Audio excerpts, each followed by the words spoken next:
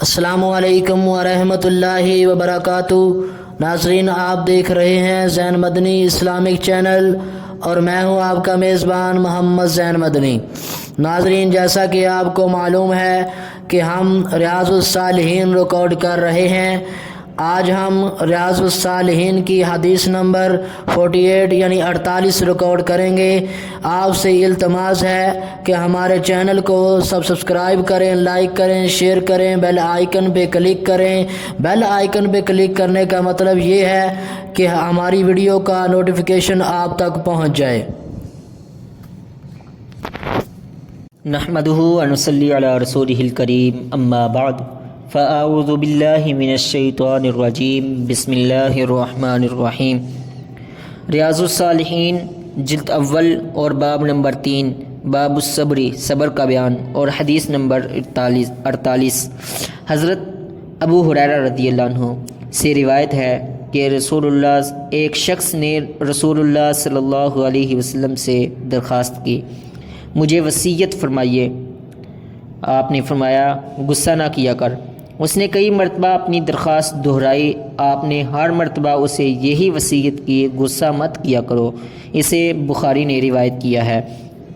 حافظ صلاح الدین یوسف صاحب نے اس حدیث کے فوائد و مسائل اخذ کرتے ہوئے پہلا مسئلہ یہ تحریر کیا ہے کہ اس حدیث میں غصہ جو مذموم ہے، جس سے روکا گیا ہے، یہ وہ ہے کہ جو دنیاوی معاملات میں ہو، یہ ذکر کیا ہے۔ لیکن جو غصہ اللہ اور اس کے دین کے لیے ہو، یعنی اللہ کی حرمتیں پامال کرنے پر انسان کو غصہ آئے، تو یہ غصہ محمود و مطلوب ہے۔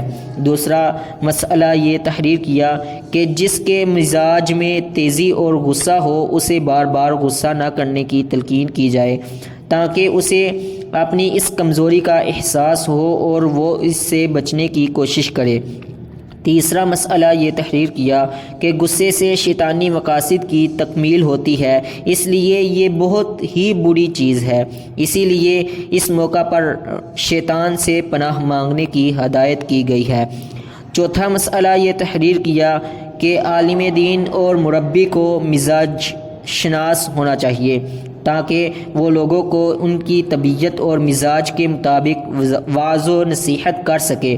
رسول صلی اللہ علیہ وسلم کی یہ خوبی تھی کہ آپ ہر سائل کو اس کے حالات اور طبیعت کے مطابق نصیحت فرماتے۔ پانچواں مسئلہ یہ بیان کیا کہ بزرگوں سے ملنے اور ان سے نصیحت کی درخواست کرنے سے انسان کی اصلاح ہوتی ہے اور انسان کو اپنی کمزوریوں کا بھی علم ہوتا ہے۔ دور حاضر کا سب سے بڑا یہ المیہ ہے کہ جس کو دین کی چند باتیں معلوم ہو جائیں، وہ اپنے آپ کو علماء سے بے نیاز سمجھ بیٹھتا ہے، حالانکہ اصلاح نفس اور حصول تقویٰ کی سرپرستی ضروری ہے۔ وما توفیقی الا باللہ۔